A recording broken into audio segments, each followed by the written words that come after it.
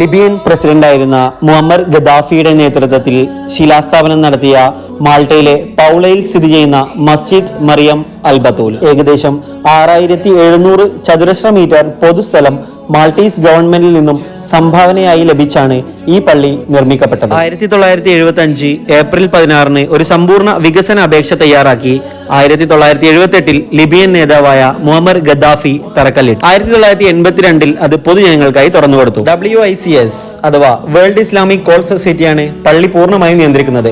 പ്രധാനമന്ത്രി ഡോമിനോഫിന്റെ ഭരണകാലത്ത് മാൾട്ടയും ലിബിയയും തമ്മിലുള്ള സൗഹൃദത്തിന്റെയും സഹകരണത്തിന്റെയും ഉടമ്പടിയിൽ ഒപ്പുവെച്ച് പിന്നീട് ഡോമിനോഫിന്റെ കീഴിലുള്ള മാൾട്ട ഗവൺമെന്റ് മസ്ജിദ് നിർമ്മാണത്തിന് സംഭാവനയും നൽകി. പള്ളിയുടെ സമീപത്ത് സ്ഥിതി ചെയ്യുന്ന ചർച്ചിന്റെ പാർക്കിംഗ് സ്പേസിലാണ് വെള്ളിയാഴ്ച ജുമുഅക്ക് വരുന്നവരിൽ ചിലർ വാഹനം പാർക്ക് ചെയ്യുന്നത്.